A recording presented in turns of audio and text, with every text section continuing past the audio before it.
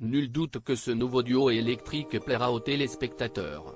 Gilbert, ancien chauffeur poids lourd retraité et particulièrement radin, face à sa nouvelle compagne Christine, une bourgeoise un peu snob qui n'a pas trop peiné dans la vie. Pourtant, cette dernière est interprétée par Fanny Cotenson, actrice de renom, acharnée du travail et césarisée qui plus est. L'opposé de son personnage donc. Mais la comédienne n'est pas la seule à avoir trouvé sa voie sur petit et grand écran. En effet, il semblerait que son fils ait suivi le même chemin.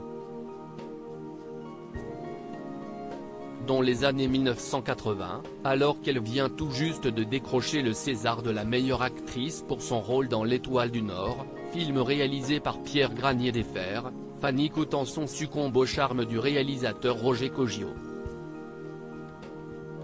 Éperdument épris, les tourtereaux entament alors une relation amoureuse.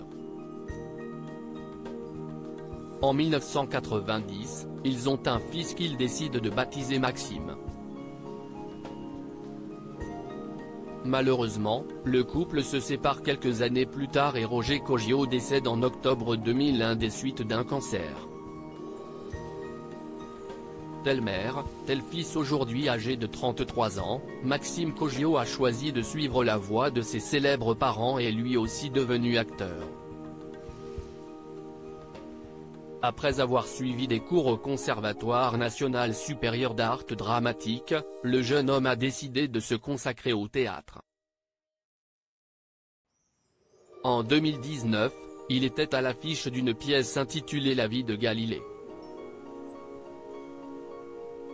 Aujourd'hui, on le retrouve actuellement dans deux pièces, l'une intitulée Zaï Zaï Zaï Zaï et l'autre baptisée Beaucoup de bruit pour rien.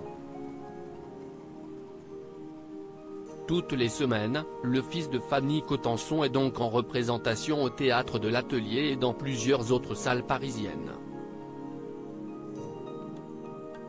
Un début de carrière qui fait sans nul doute la fierté de sa mère. Si le jeune comédien n'a pas encore atteint le degré de célébrité de sa maman, il lui reste encore de belles années pour faire ses preuves et, pourquoi pas, décrocher lui aussi un César un jour. Et qui sait, peut-être un jour pourra-t-on voir le fils de Fanny Cotenson sur grand écran.